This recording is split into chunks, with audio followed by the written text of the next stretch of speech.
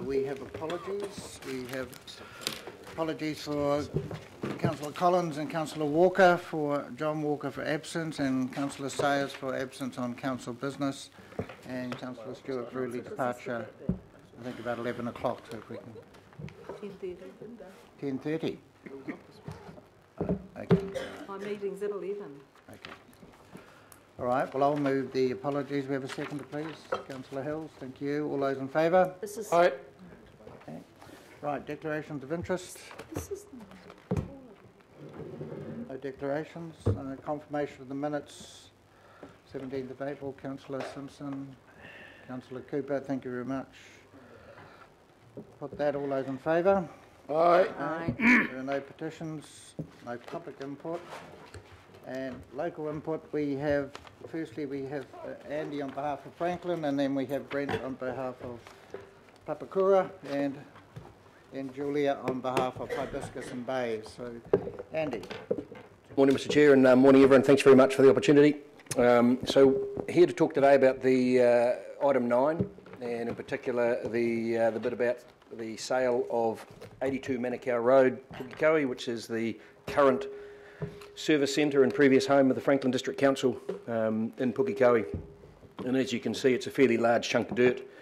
The local board, so before spokes and wheels or spokes and hubs meant anything more than bicycle wheels or the wheels of an MGB little car, and service and non-service in terms of council referred to what you got when you rang or contacted them. The local board put up with Auckland Council property and probably the end of the first term the idea of rationalising 82 Manukau Road, and on the basis that it is probably, with the development of the public transport hub right next door, the lack of ability to have park and ride facilities in Pukekohe because we own no land and are reliant on Kiwi Rail giving up any land, and their reluctance to do so because of the importance of that site as a freight hub when the line is closed further north. We came to the decision that 82 Manukau Road has huge strategic value for the community in Pukekohe and in Franklin as a service town, where people still need to drive to catch the train and to take advantage of the increasing level of public transport. So it was our push to rationalise 82 Manukau Road so that council and the community could see some benefit from that. What we see in this report is no community benefit at all. And so if it was a person, you'd say it's a very narcissistic look at ourselves without any consideration of the benefit of the community. And that is why we are seeking today some sort of change. And I'll make it very clear, the local board supports the sale of 82 Manukau Road, but with some caveats. And those caveats are that there must be more done to improve the community outcomes of that sale. There is nothing, and I think there's a failing in the policy, but there's a failing in the policy that creates the service and non-service property portfolios, in that, you know, with that sort of business, with that sort of classification for the Pukekohe site, and I'm sure others, there is no ability for any community good other than, well, we can improve and give local boards and service centres some new facilities. The facilities that have been proposed for Pukekohe in terms of local board is give up some community space in our library and in our Franklin the Centre, which is our main, I guess, community space. Give up that space so that we can use it ourselves. Give up the room that is used consistently as an art studio attached to our art gallery. So we have given the corporate team a constant message 3 times. We are not happy with the proposal for the relocation of the local board. And 3 times they've come back to us with the same proposal. I think it's the, what is it? The definition of insanity is to want a different result. Mr Chairman, point of order. I just find there's a lot of derogatory statements, and with due respect to the actual intent, insanity, narcissistic. I think it just is a bit. I'm sorry, I'll tone down my language, Thank Mr. you. Chair. Carry on. Could we not interrupt speakers too, Mr. It Chair? was a point of order, but I... Well, are you going to rule on it? I didn't find Yeah, it offensive. I'm going to allow Andy to continue, but you're a little bit on the edge. Yeah, there, that's Andy, right. you know. That's all right. Okay, I apologise. That's the way it is in Franklin. Yeah, so at the end of the day, we're not happy with what's been proposed. In terms of local board accommodation and council accommodation, we've had some things guaranteed to us that would happen, such as setting up a working party that included local staff to consider the needs, I guess, of the staff that are working there. That's never happened. That meeting's never happened. That working group has never been thing. But that's a different thing. We're talking about the sale of this property, and so we are supportive of the sale. Always have been. We're the ones that proposed it, but we want to see the ability for some community outcomes that currently do not exist and are not exhibited within the report. And so I would love to see some sort of, I guess, amendment or something that can guarantee that the community of Pukekohe and Franklin, the wider Franklin, will see some benefit from the sale of this property. We need some park and ride facility. It can be done through agreements with developers in terms of the provision of park and ride facilities. That the site is big enough for a multi-storey car park, which Pukekohe needs. And so we would like to see some sort of compulsion, I guess, that there will be a negotiation of that type, or that those things will be considered when this property is sold, and also that the alternative housing of council staff is fit for purpose, which, as I've said, we are not satisfied that it is, and despite some pretty sustained efforts to get our point across, that don't appear as yet to have been successful or listened to. Thank you. Thank you, Andy. Questions of Andy? So, Councillor.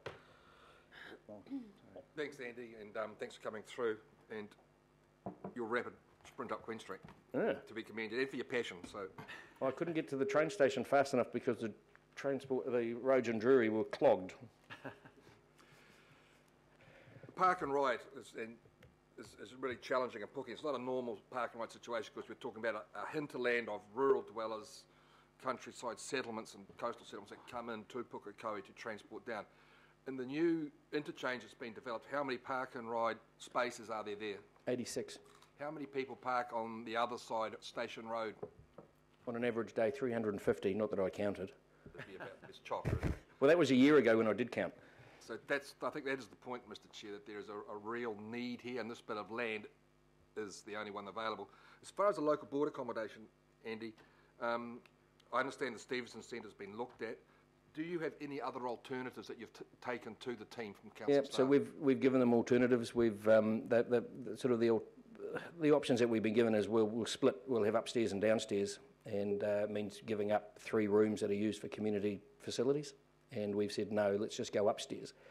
But seriously, it's thank you, and that's thanks for that, and move on. And so, they've been back a number of times with the same option. Okay, thanks.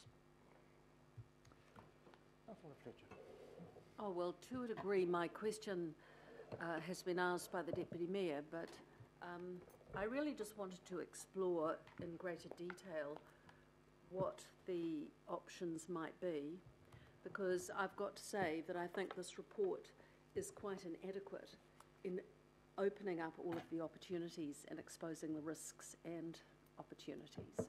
I'm not wanting you to confirm with me that the report is deficient, but I just wonder whether you could expand further on. I mean, I am a part-time Karaka resident, and this morning, if I had been getting to Papakura to go onto the rail, it took me an hour and a quarter from Urquhart Road to get on the on-ramp at Papakura. So for most of the people living in Karaka now, they're probably going to gravitate more towards Pukekohe for park and ride facilities. And I really was just hoping, because this report is quite deficient in that kind of detail, were there any other opportunities you could have drawn attention to? Yeah, I mean, I agree about the report. I mean, that's probably why I was a little bit inflammatory with my comments, because I was reading it on the train coming in again and sort of got a little bit heated about it. Look, you know, I think it just doesn't look at what's coming and what's here. And so you're absolutely right in terms of, you know, the congestion. I mean, if I wanted to catch the train this morning, I usually have a 2-minute ride from the end of my drive to the Drury shops where I can catch the bus to get to the train, which I normally do. It took me 20 minutes to get from my house to the roundabout, and so I just kept going to the train station. That's the reality of what's happening in the area and the congestion, and so you're right. And, you know, Pukekohe is projected to go from 25,000 or 30, just under 30,000 now, to something close to 70. And speaking at you know, the forecasts for yield and some of the subdivisions that are happening is actually greater than what we first anticipated. So there could be more than that. And so we're not looking, and it doesn't cover in the report the future, and it doesn't cover also, you know, the failing of that policy, I think, is that it doesn't enable unlocking and transforming through the use of this. And when I talked about the narcissism, it was as an organisation that it just generates that inward look without any community outcome. And so, but yeah, I couldn't see in there the local board views. It was talked about in the strategic part of the report that it's referred to in the strategic outlook or something. I had a look at. I can't see where our views were any of the feedback that we've given was included in that. Thank you. Councillor Newman. Thank you, Andy. Yeah, look, you're entitled to your view and your advocacy. We have a report that publicly declares over 13,000 square metres of land and associated buildings within Pukekohe. Can you outline the words of the amendment that you would prefer to see in relation to that particular property at 82 Manukau Road, Pukekohe, to assuage the concern of the local board? Yeah, so it would be good to see some sort of reference to that there are caveats or that there is an effort to create greater community outcomes by the incorporation of a park and ride facility within any development there, and that we, you know, somehow we enter into an agreement with a developer. And you know, our vision there was for a education hub, and because of its location right beside the rail, and one of the things that we experience in Pukekohe is that we have a huge exodus of kids once they leave school, because there is no tertiary training opportunities in the area. We want to keep them. This is a fantastic opportunity, and what worries us the most is that the plane just opening us up for sale is going to minimise that opportunity, and it is a great wasted opportunity in our view.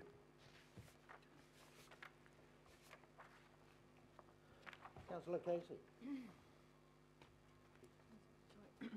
Thanks, Andy. Daniel's asked one of my questions, but with regard to Graham Street are referring, or wish to Waitemata Local Board are referring Graham Street to the Ministry of Education. Is that what you had in mind when you say an education hub, or is it a community education hub? No, we would. So we've had some discussions with the likes of MIT and other providers. And at first, the conversation a few years back was, why can't you sort of have a building where MIT might be on one floor and AUT and you know, some of the other providers, and they came back and said, no, that's not how we do work. That's changed, because MIT have come and said, well, we're actually more open to that sort of collaboration now, and it's that sort of opportunity we'd love to see. You know, we'd love to see a building where you're right beside the train station, so there's some public car parking, there's some park and ride, there's some parking for the people going in there, but from an education thing, that there's an opportunity for locals to actually receive some training and receive that tertiary without having to leave the district, which they do. And I'm talking the wider district, I'm talking, you know, from Mary North and that North Waikato, who use Pukekohe as a centre of interest, and that's something that we never ever include in our reporting, is the 45,000 people that are projected to be living within 6 or 7 kilometres of Pukekohe that are not in Auckland. And you know, so But yeah, some sort of tertiary hub that is accessible to people and you know, takes advantage of that strategic location and the value of that location that we have there. So when you answered Daniel's question about a possible amendment, you only mentioned park and ride. Is that sufficient? Oh no, we'd love to see. I mean, I guess it comes down to it's difficult to. I don't think we can pigeonhole.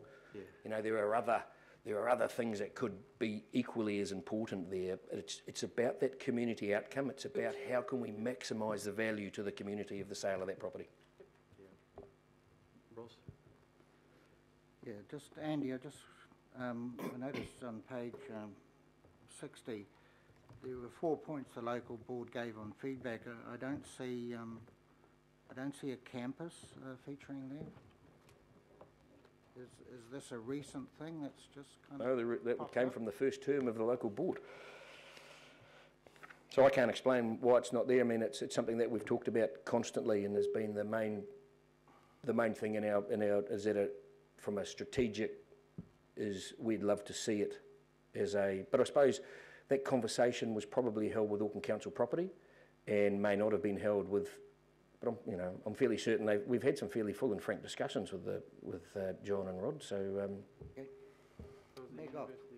Yeah, thanks, Andy, and thanks for the feedback. I think that local feedback on what the potential disposal options are is really important. But can I just pick up on your last comment? You said, don't try to pigeonhole it so that you lock us into particular options. What you're looking for, and I don't know whether it needs an amendment or not, is what you're looking for really that you want to be, the local board wants to be fully consulted and involved with decisions looking into the options, because I think that should almost go without saying. Yep. But if we start pigeonholing you, saying on the provision that this be used for a park and ride, or on provision that this be used for education, that's not going to make much sense, is it? No, I mean, and I appreciate how tricky that is, but you know, and it's written in the report that this the non-service property, the corporate portfolio is a regional decision making. Mm-hmm. So local boards, whilst they have the ability to give their feedback, it's only that. It's like consultation. You can listen. Yeah.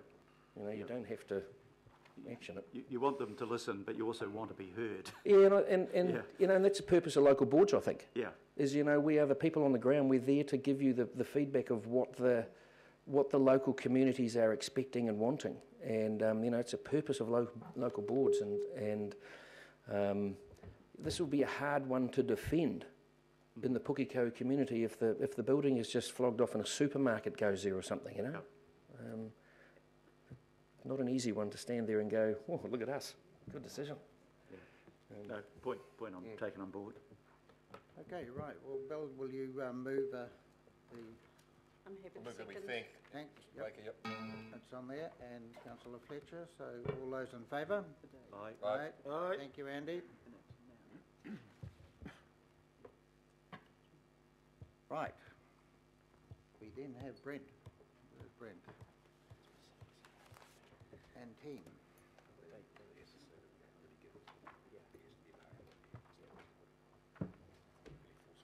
I understand it's George Hawkins' birthday today. Oh.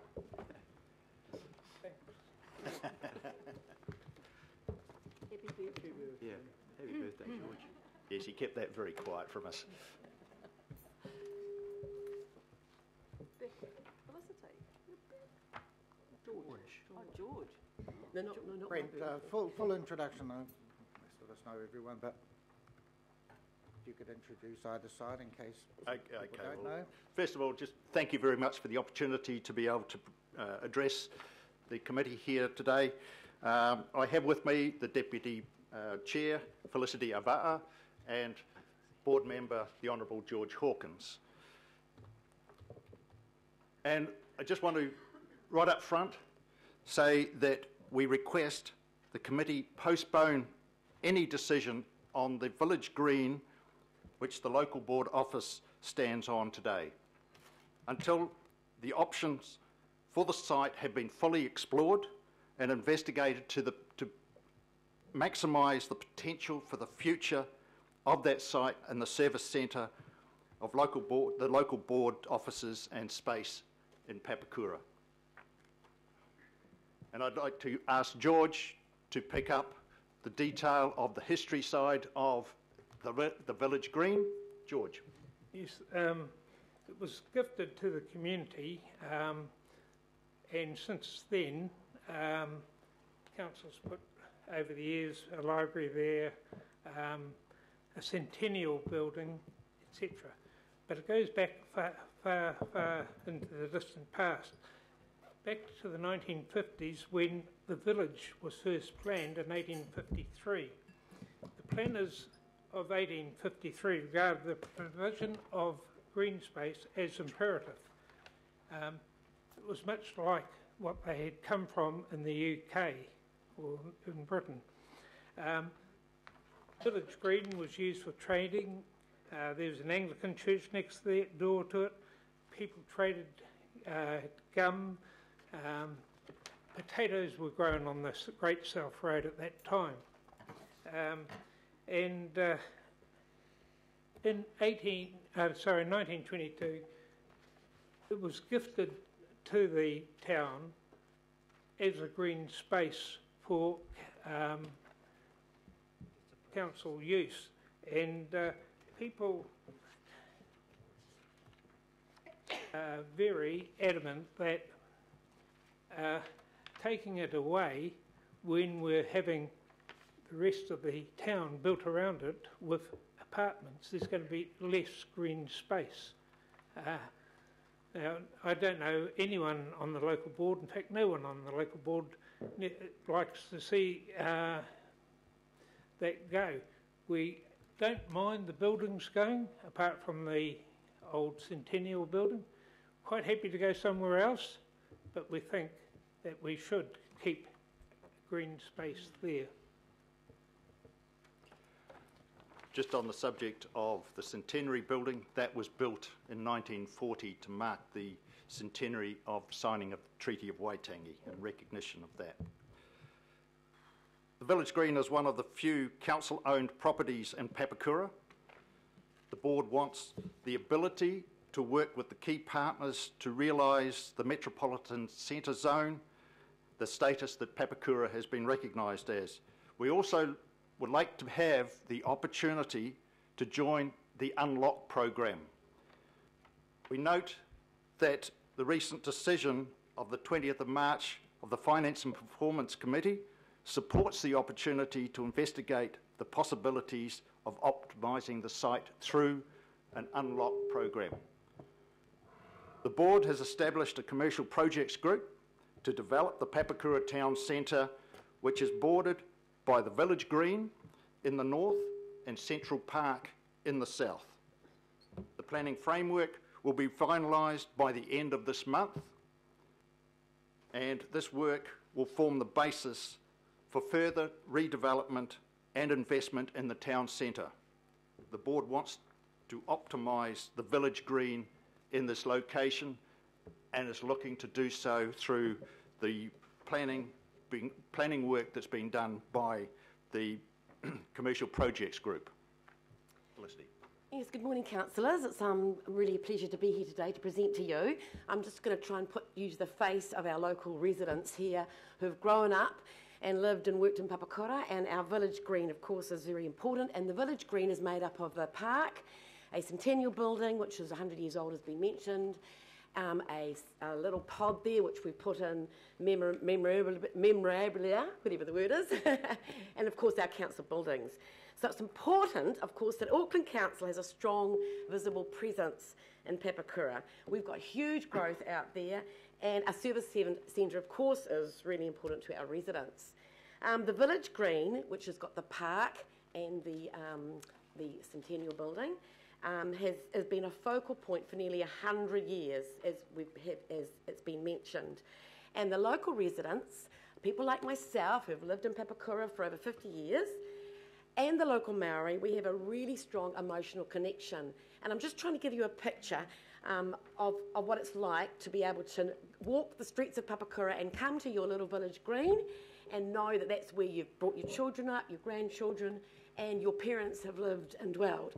It's a gift. It was gifted to us, and it's really important that we retain this gift and retain this open space. The Papakura residents are constantly approaching us, concerned about the future of the site, and also it has huge, as mentioned, recreational value. It's one of the busiest parks in Papakura, Central Park, as we often call it. The council building, which is also on the land, is really important to us as well. We're not so worried, as George mentioned, about the actual building, but we are concerned that this site is a really valuable site for council presence and local board presence. It's got excellent parking, it's right in the middle, and we want to see whether this development could incorporate a local board site somewhere either above or below, because we think it's a really good option to have it there. And we're really concerned that we've been given no options from the report. We've had no idea of where you could place us, unlike Pukekohe, which actually have put forward a few ideas where they might be able to go. Papakura has had no decision about where we should go. No option has come forward to us, and so we think it really needs to be postponed until the governing body can give us some options as to where you think our local board services would be. Thank you. You get the message, no decision should be undertaken until these things have been resolved. There are some key features that are dear to the hearts of Papakura. George. Yeah. The reserve that forms part of the property title contains a playground which is very well used. It's the second most used playground in Papakura. And with all these apartments planned going around it, green space is going to be extremely valued. And local residents see any confiscation of the land would be the same that happened after the 1860 wars. Okay, so we've also got to mention about this time capsule that's buried there. I know that my children, when they were at school there at St Mary's, we buried some very important documents. My oldest child is now 35, and I know that she in turn would like to come back, if she's still around, with her children, to come and show the things that were buried in this time capsule. And we just think it would be absolutely devastating if you took the time capsule. It's just something you just can't do. The other thing, of course, that's been mentioned is the Centennial Building. Now, this was built as a rest room, and of course, you know, it is a very important building. It was the Plunkett rooms when I was growing up. My mother took me there as a Plunkett baby, and I took my children there as a Plunkett baby. So I'm just trying to give you the picture that these key things on our site are really important to our Papakura residents, especially those ones that have lived and breathed Papakura. And it's very important that we retain these key things in the middle of our town. It should also be noted that the Centenary Building does have a heritage order on it. And also I'd just like to point out that a member of this council also has documents and paperwork in that time capsule. I won't be around to read them though. No, you won't be around, but your grandchildren will be. As you can see, the heritage of the site is important to Papakura. It provides a link between the Great South Road, the direct route through the Waikato, the Selwyn Chapel, a historic icon building built in 1862 beside the site and which borders onto the site. In summary, we request the committee postpone a decision on the village green until options for the site have been fully investigated and potential future sites for the service centre and local board office space have been identified. We have been in discussions with the Historic Society, the Manukau Institute of Technology, neighbouring Anglican Church, the Papakura Marae and Ardmore Airport. And just last week, the CAB approached us looking for expanded premises that they would like to move into as well. So there are options for this site and the use of this building currently, and we are looking forward to an opportunity to develop a master plan for Papakura which incorporates both the Central Park and the Village Green as key assets to Papakura. And I thank you for the opportunity to present to you. Thank you, Dean. Question? Councillor Fletcher. Well, I suppose I should declare conflict because I too went to those blanket rooms taken by my mother, and I guess the comments that I made to the Franklin Local Board, again, this paper just doesn't address all of those issues that I would have liked to have seen. So forgive me if I'm going to ask you to repeat. But give us a feel for who is actually using that space at the moment, because my experience of Papakura, it's been through some quite difficult economic times. I think the last 10 years, Pukekohe has surged ahead, and Papakura has struggled a little bit with its commercial premises. So can you just give us a little bit of a flavour of what's been happening? For the building or for the town? For the town and how that space is currently used. Okay, the commercial projects team, as I've mentioned, is working to provide a master plan for developing the town into a metropolitan centre, attracting new business and developers in there. The existing building has gradually been, the staff, the council staff have gradually been moved out of there. However, I have noticed of late, more and more of the staff have been moving back into the building on the ground floor, and I just wonder why they moved out in the first place and now moving back in. Papakura has got huge amounts of development around the area. Karaka, you've got Takanini developing, and some huge developments in the south with Kiwi Properties, Oranga, and can't think of the third one, but there are three very major ones, all requiring the services of council for their planning, and those planners are coming back to Papakura to help service those. So it puzzles us as to why everybody was moved out of that building at such a time that there's huge development going on in the area. The village green itself is a really vibrant, important part of Papakura. It's very, very busy. I think George and Brent have both mentioned to you that it's one of the top used parks in our centre. And as you drive into Papakura, you see this beautiful Anglican church on the corner, the Selwyn Chapel, which is a historical site, and then you see this beautiful village green with, as I said, the Centennial Building, and in the background, the actual park. And it's such a key focal point for Papakura residents that to just completely sell it off and put buildings up would be a disaster. So what we're wanting to do is we want to retain that green open space, and then we want to work with the governing body about how to actually develop the actual building. But we think that the green part needs to be retained, but the building part we need to work with you and how we can utilise that space, maybe have part of it as the local board reception area, which is very busy at the moment, the local board reception part, and then work with the developer maybe to either work on the top or the bottom. But we're really open to that part, but we're pleading with you to retain that village green, that Centennial Building and the time capsule and the park for the benefit of Papakura. The other thing, we do have the largest Maori population in Auckland or in New Zealand, and we have a lot of unemployment, and the facility sitting largely empty seems to me to be a real waste. Hence our approach to MIT and Ardmore Airport for possible options for the use of that building. So to be quite clear then, so I've got it because, as I say, I found this report a difficult report.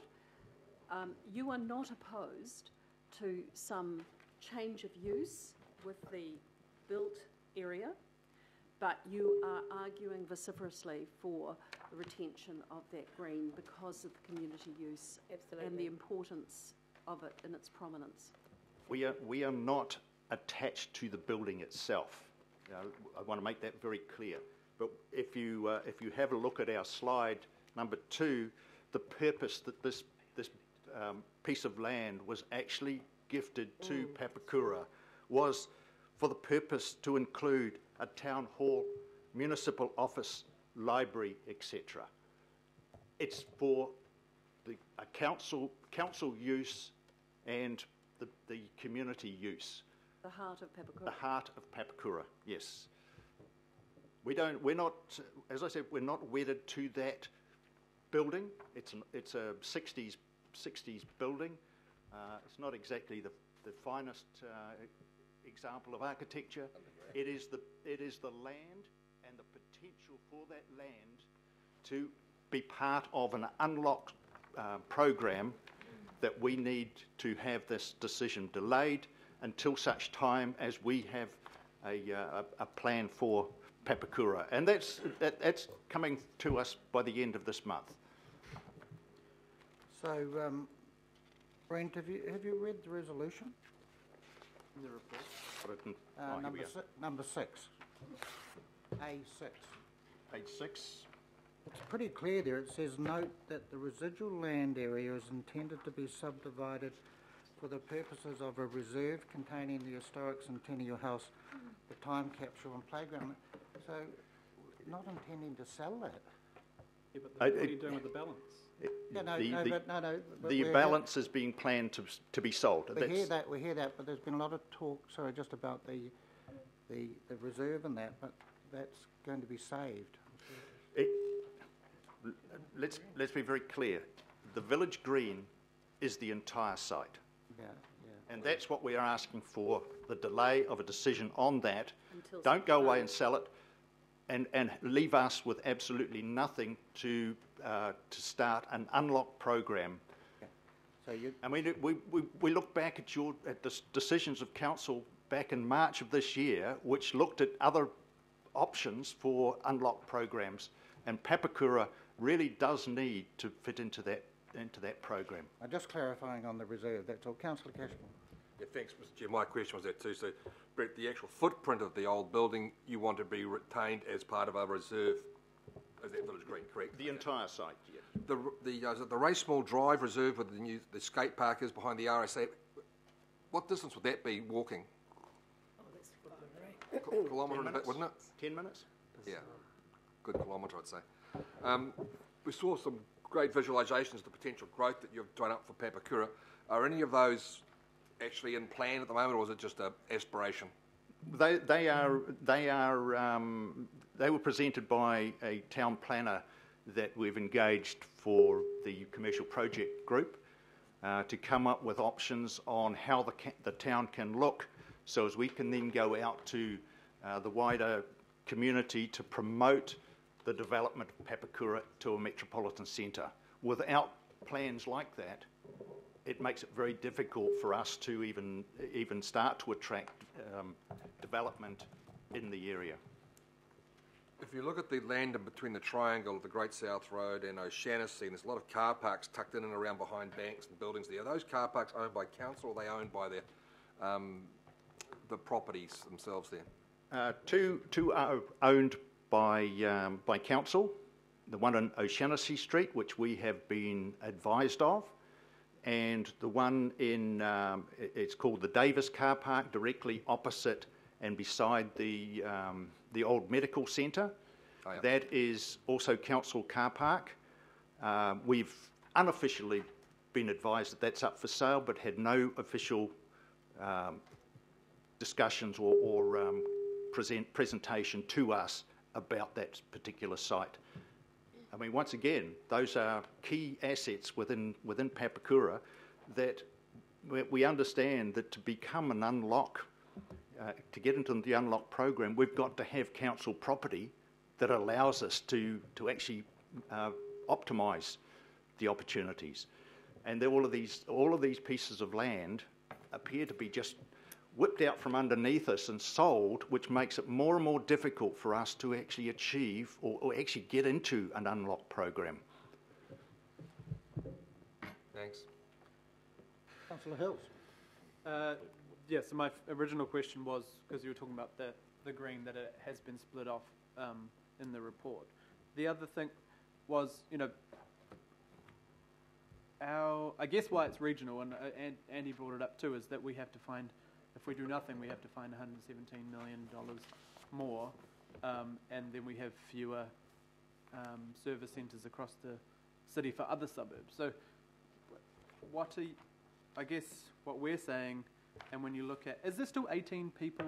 It says in the report there's only 18 people in the building, which would mean Disagree with that. I disagree with that. Now they haven't been downstairs to count the heads that have moved into the building underneath the chambers now. And where, so there are quite a few parks around there, and the report says to save the park, but you want, what would you do in the meantime with that building? Because it will cost us, especially if you have such few numbers there, and if we can't get an unlock into the next 10 years. Well, Councillor, just be aware that nothing can happen to that building until 2021. Yeah. There's a covenant on it that goes back to when it was first recognised as a council property. When it was, I believe it was gifted long before 2022. However, it was formalised in 1922, and that property cannot. The covenant on it means it cannot be sold. So until 2021. However, and that's why we're saying don't make a decision on it yet. Because if you do, then I've got to question whether legally, if you don't sell it until 2021, having made a decision now, whether there's legal complications down the track as to whether you have to actually hand it back to the original owners. I'm sure Mr. Holt is not around these days, but the family is. The government found that with the Mappin family in the Auckland Government House. I think just one final point too is the strategic placement of the local board services is excellent for Papakura. I know you've been talking about bits of land and here, there and everywhere and walking, but it's got excellent parking on both sides of that building, which is not going to intrude into the parking that's quite short in the main street of Papakura. And the site itself is very easily able to get to, especially for our older residents who like to come to the local board offices to do their dog registration, all that sort of thing. So the actual site is a really important site to access local board services.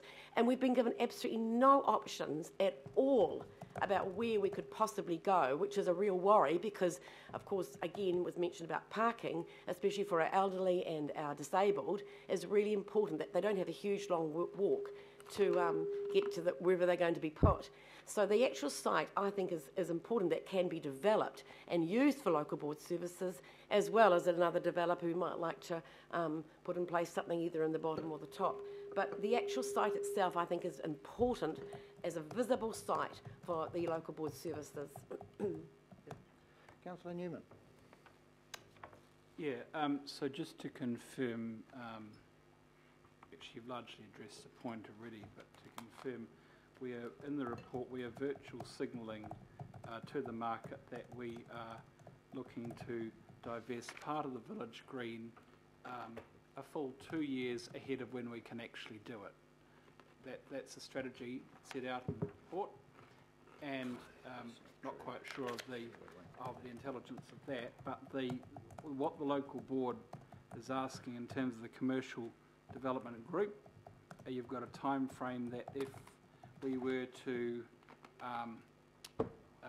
probably give this another 6 months, possibly less, that would allow the completion of a master plan, I assume, to be socialised.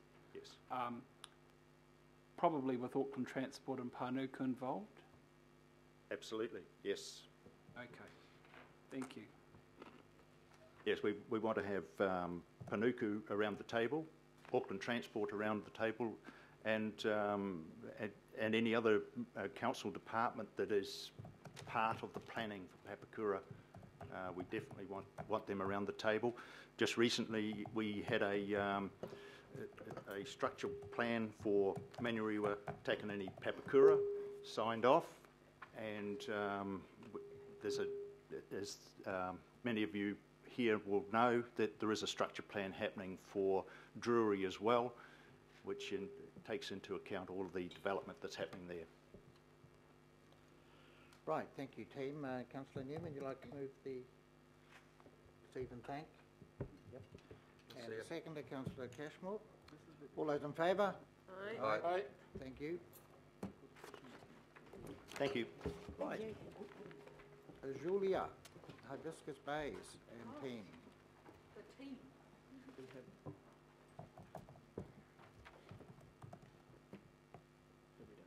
And local board member Watson.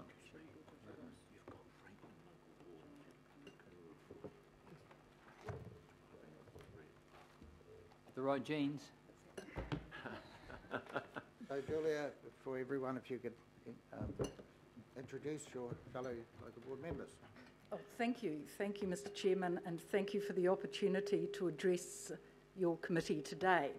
Firstly, to my left is Caitlin Watson, one of our local board members representing the Hibiscus subdivision, and she's later going to talk about this possible sale and the effects it would have on people living in the Hibiscus.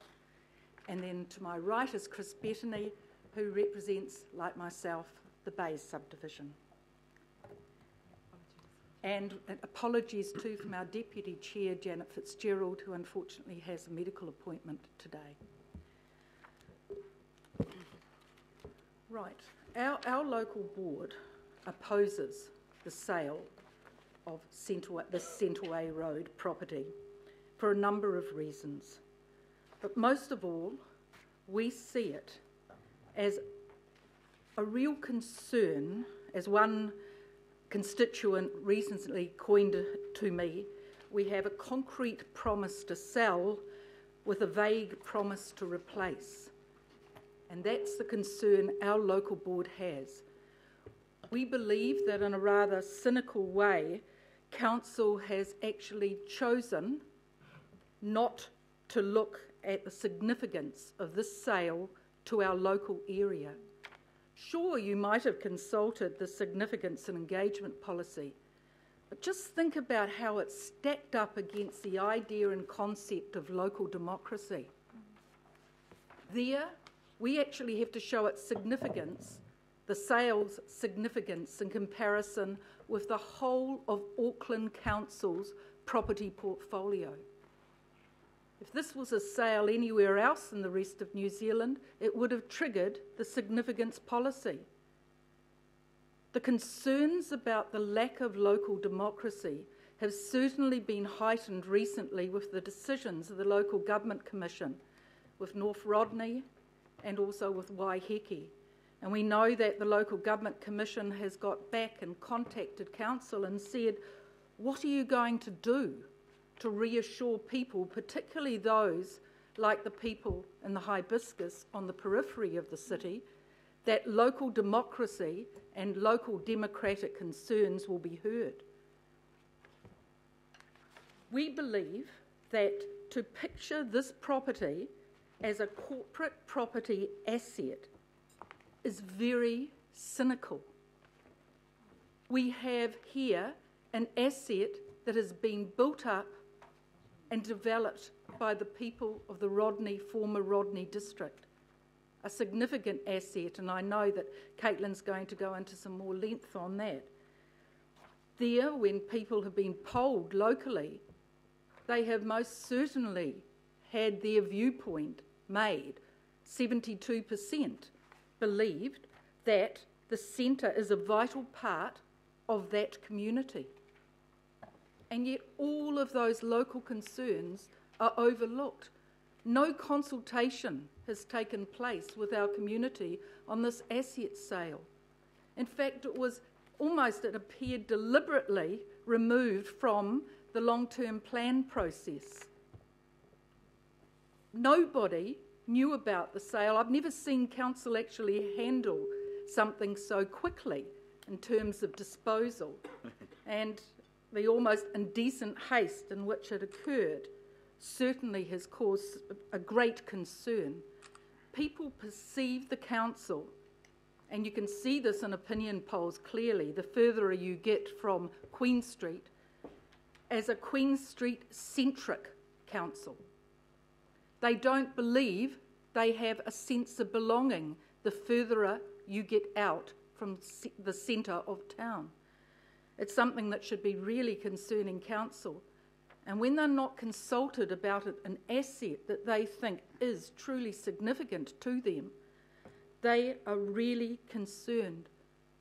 We don't know what the potential disposal options are and how they've been pursued. We have true effects that are going to be felt from some of the other members of our community. We've got for example, we've got the theatre, the centre stage theatre that operates from the site. And we actually put that and raise that as a concern. But they have a true issue. Here's some comment that they've raised. The area where centre stage is built is described as Recreation C under the Rodney District Operative Plan. That's the plan that they actually, although that's a unitary plan that's now operative, but that's their objectives were the ones in which this centre was based. The car parking component of 40 car parks, they had a lovely gentleman's agreement in those days with Rodney District Council that they would be provided for the overflow of car parking for their theatre. And they're really concerned about how they're going to house, car parking wise, the 160 people that they get as regular attendance, audience attendees at their particular productions. They say they've presented and expressed their concerns, but nobody's been listening to them. They don't know what's going to happen. In fact, we don't know a lot about this proposal. And I'd just like to go back to quote that rather cynical local constituent. We have here in this resolution a concrete promise to sell, but we have a vague promise to replace. We believe our community deserves to be consulted, and they need to know a lot more about what is going to happen before this building is disposed of. And I'd just like to now call upon Caitlin just to give us a local lens as a person who's grown up in this community. Good morning, councillors. Thank you very much for the opportunity to make a few brief points in the minutes available today.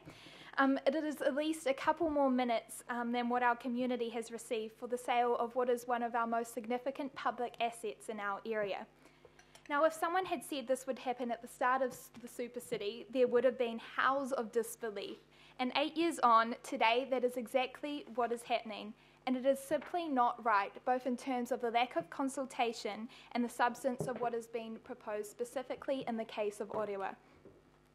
Now, the disposal process has run with great haste, this item having been put forward without knowing many of the specifics, such as the location of the new Northwest Hub, my apologies, and the costs of it.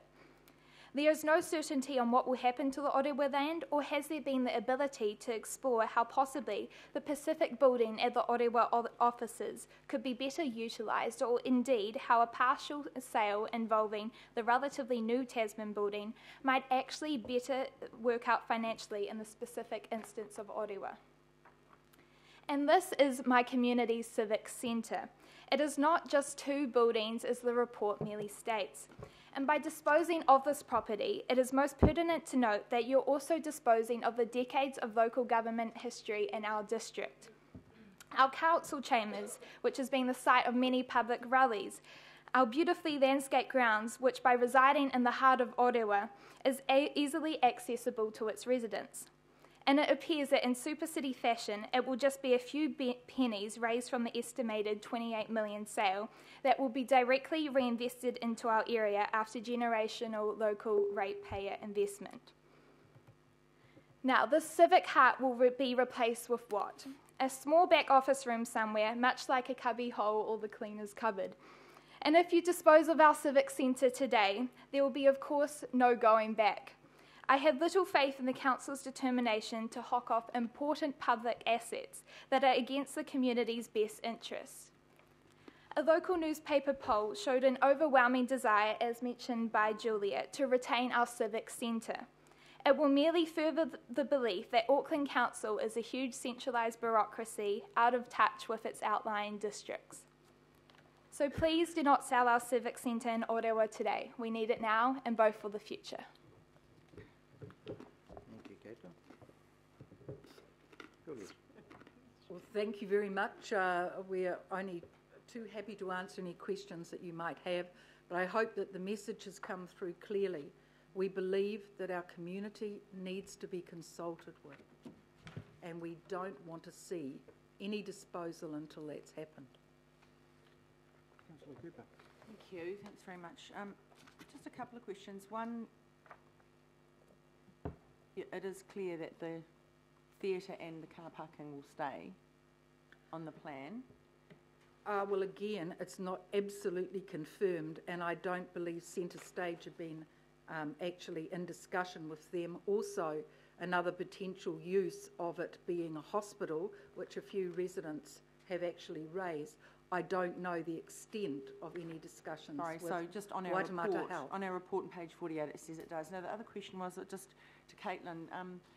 So, are you? I understand desire to keep the buildings. How do you think your community would feel if we didn't maintain it because we don't have the money to do so, and then they fell into disrepair? How do you think the community would feel then? I think if you actually look around, it has had recent investment into our, the Tasman building in particular. It's a new building which was put in place right just before the amalgamation of the Super City, and I went for a tour around there the other day, and it's looking quite modern and up to date. So I don't think there's major repair or maintenance concerns. Not now, but everything has a maintenance program, and part of this exercise is to make sure we have enough money across the region to actually maintain at a high standard for our workers, so that they've got good places to work. So that's what I'm saying. Over time, if we keep this, what will happen? I hadn't answered the question, Mr. Could I Chair. please respond to that? We believe that is up to council to look at maintaining its assets. You have an asset management register and you have to make provision. We believe that it shouldn't be done at the expense of this loss of a strong community asset, and we have a real concern about that. We've got Councillor Walker, Councillor Watson and Councillor Hills. Sure. Just got a few questions. First one, in terms of the larger context, is there any kind of plan that the local board, or for that matter the council, has for civic facilities in Orewa? And by that I mean a place for people to congregate, perhaps outside, village green, any of those things? While we don't have a centralised village green, we have reserve space generally along the coastline, as you'd know.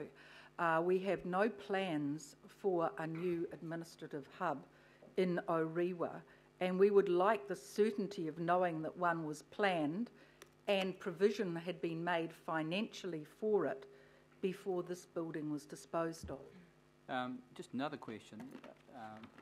Moana Ave has been mooted as a substitute location. I'm assuming that's the library site that's referred to. Is there much space on that site? There would be provision under the unitary plan to build upwards. In fact, that's one area that you can build some additional floors.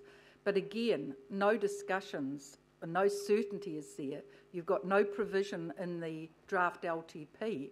Perhaps we'd find more comfort if you did have provision to do that in the draft plan that hopefully will become the final LTP. And the other question I've got is just around the current civic use of the building, particularly for meetings.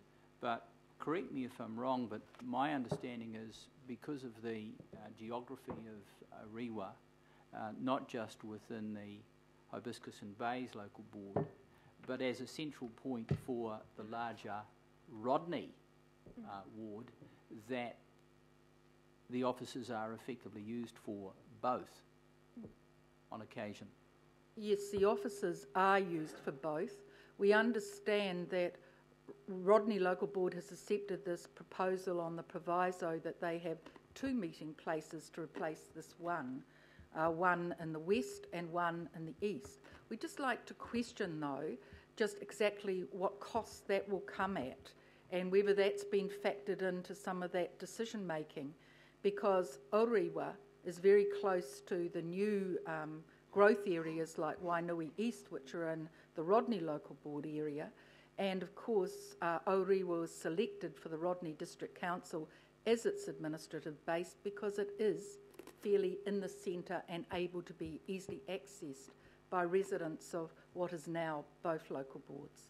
And the other question I've got just goes to the growth that's occurring in the area, and I'm thinking particularly around Milldale, 5,500 homes and elsewhere, and where those people are going to go to if there's any kind of civic requirement.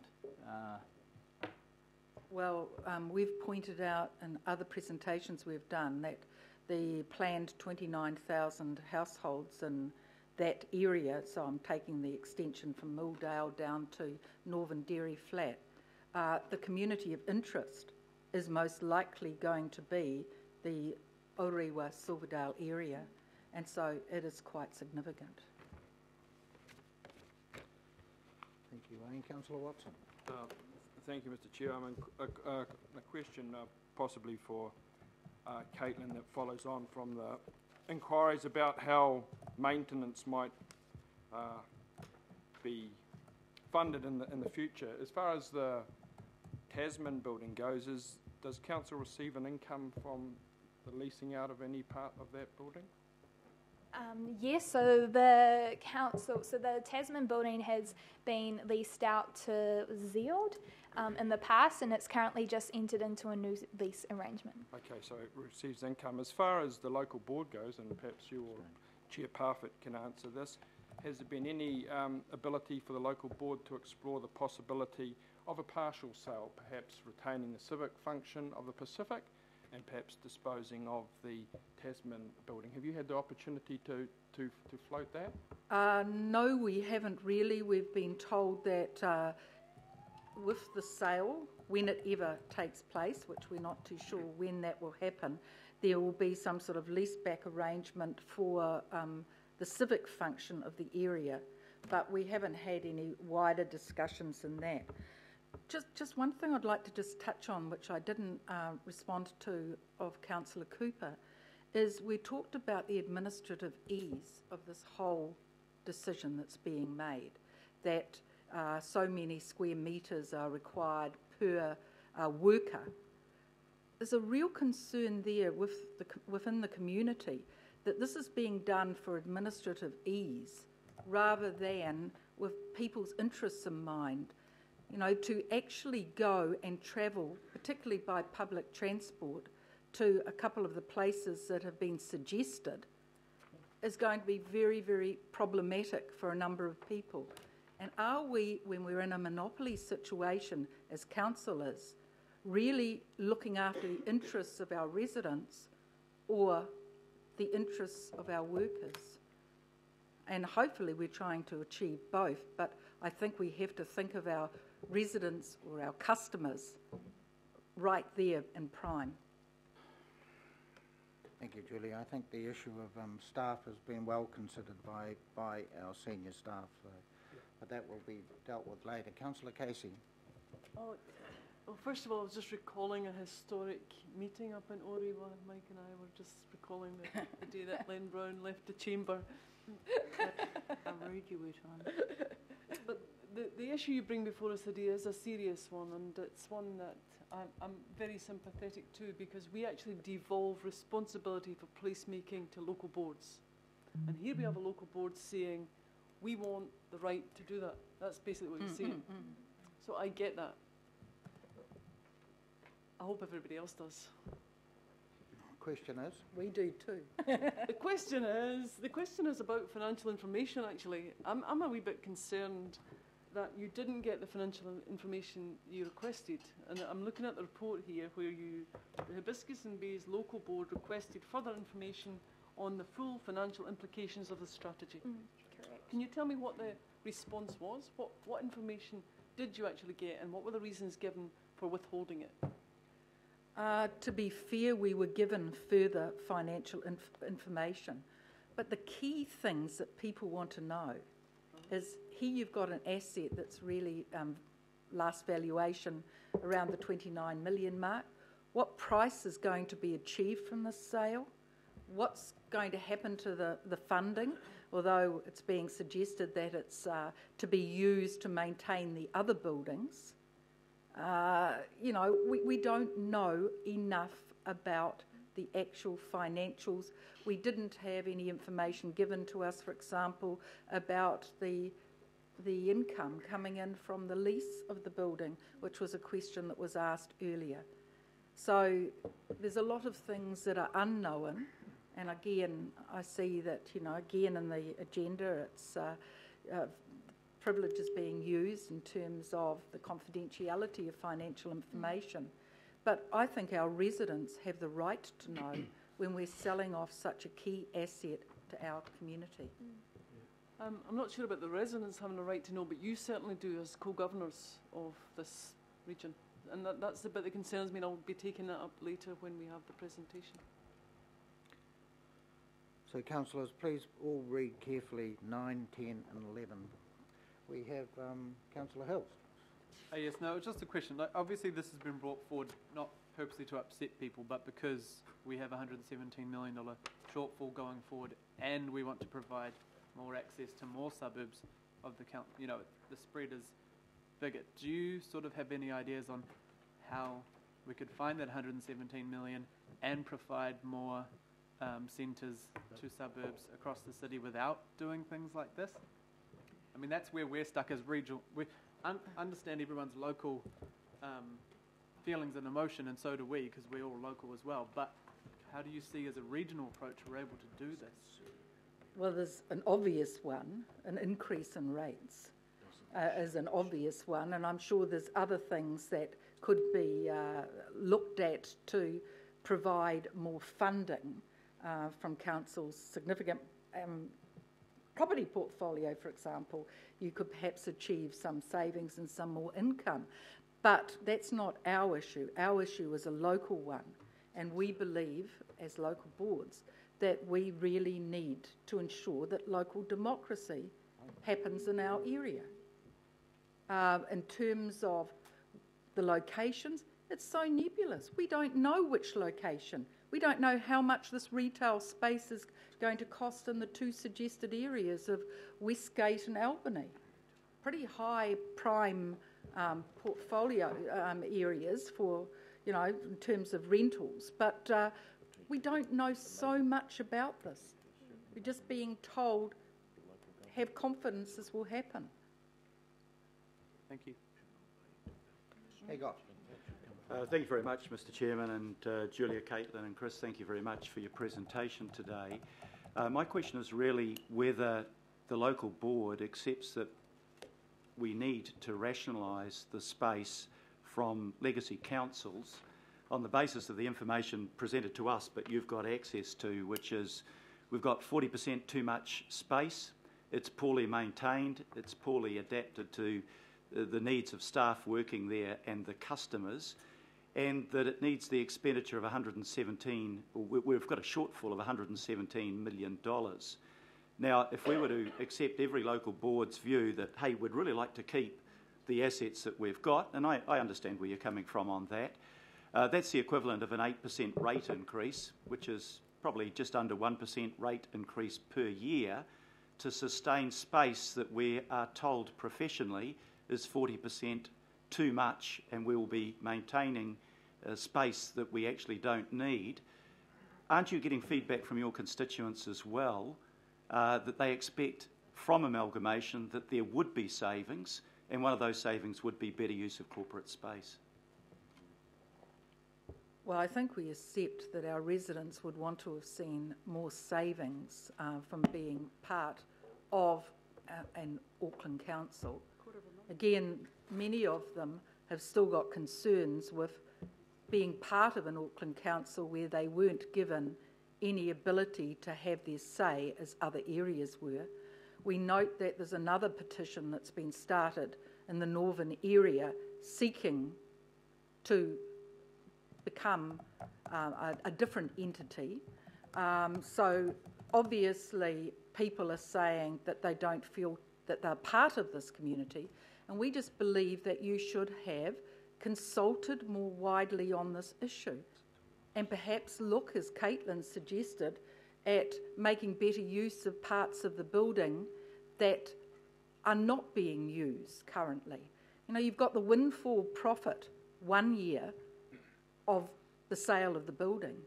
But what happens in all the successive years when you then have to pay another person to house the operations of councils? Can I just have a supplementary question? Thank you for that answer.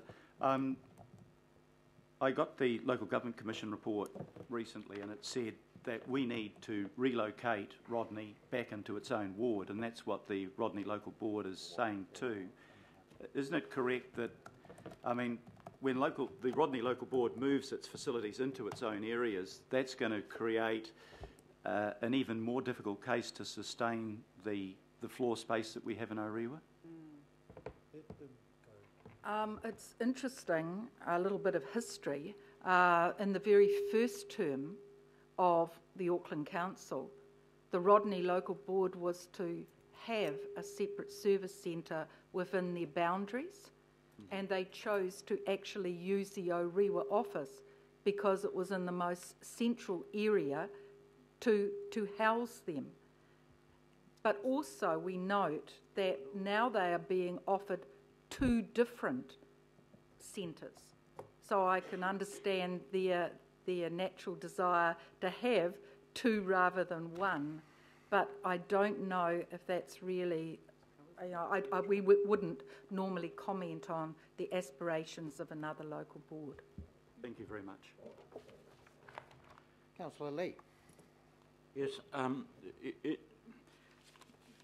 local government and community, the obligations towards community is well defined and quite emphasised in the Local Government Act and in the schedules of the Act. In regard to the attempt by North Rodney to break away from the super city, in respect of the Local Government Commission's decision and advice to Auckland Council, do you believe shutting down and privatising what was the historic centre of Rodney County and Rodney District, going back for a century, and this building was purpose-built in the 70s, would such a decision be in line with the advice and the spirit of the advice by the Local Government Commission to Auckland Council, in your view? Well, I think we like you, from the way you've phrased that question, have a real concern that the spirit of the advice being given by the Local Government Commission in this instance is being ignored.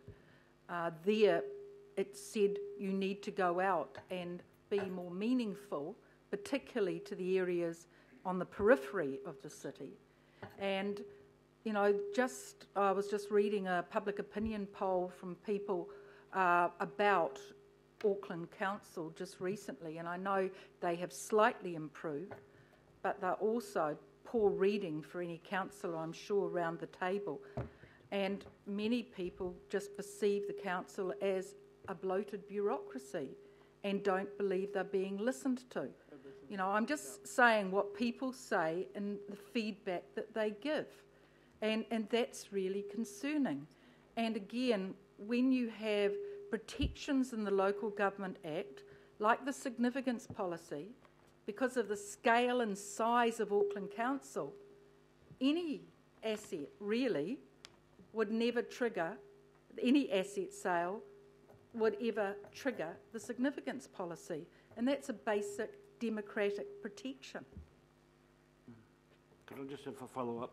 In terms of the special nature of Auckland Council being a unitary authority, both regional and local, do you think that the council has an even greater obligation to take into account the concerns of local communities and local boards in order to make the Super City scheme work properly? Oh, definitely. And I think that was the advice when I read it through the other night, that the Local Government Commission was asking council to look at that whole issue. Thank you. Right. Julia, in the LTP consultation feedback, what was the percentage in the Hibiscus Bays where people think your board is heading in the right direction? That's out of left field. Sorry, I can't give you the accurate data on that, but I will manage to get some information back to you as soon as possible today on that. But generally, we find that, well, you know, just in the public opinion polls that council has, that local boards have more of the confidence of the people than council as a whole. But I think that we all have to ensure that we're as meaningful as we can to the different communities that we serve.